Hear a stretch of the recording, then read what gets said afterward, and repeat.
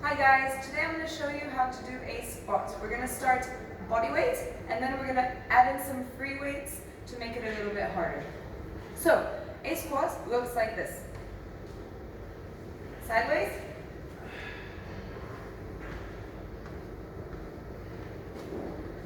Here we're working our quads and our glutes, our core is nicely activated. It's a really good exercise to get stronger. So there's a few things you need to think about when you're initiating the movement. The first thing you want to think is taking your hips back. The reason for this is we are mimicking the sitting down motion and standing back up. So imagine you're about to sit on the toilet, for example. So sit back and up. If I don't push my hips backwards, I'm going to come down on myself and I'm going to end up sort of doing this kind of thing. And my heels are going to lift up, it's going to put pressure on my knees, and I'm not going to work my glutes the same way that the exercise is intended to do. So first thing, hips all the way back.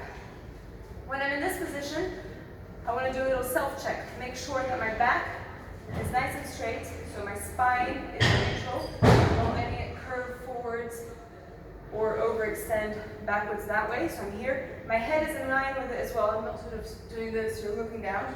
Everything's in line and back up. So down, back up, down, back up. The next thing you want to look at are your knees. They're really important. If you're not doing the squats correctly, you might end up injuring your knees, and you want to avoid that at all costs. So the first thing is ensuring that they're in line with your toes. So as I go down, my knees aren't tracking sideways. They're nice and stable, and back up. Especially when you start adding some weights, a lot of people end up sort of caving in and coming up because they're not using their glutes to come back up, all right? And finally, once you've got this position or this movement control, make sure that you really finish it by squeezing your glutes at the top. Down and squeeze, and down and squeeze. Once you're happy with the body weight version, we can then progress on to using some weights. There are many ways that you could be doing this.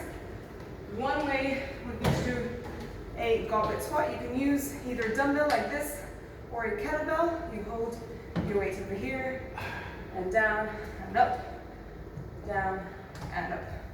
If you want to go on for heavier weights, and this might be a little bit difficult for your upper body, then you can either have your dumbbells on the side, or if you have a kettlebell, you can hold the kettlebell in the middle and go down and up and go for a little bit heavier weights. You could also start adding some upper body movements. For example, you could add a press and get your shoulders involved as well.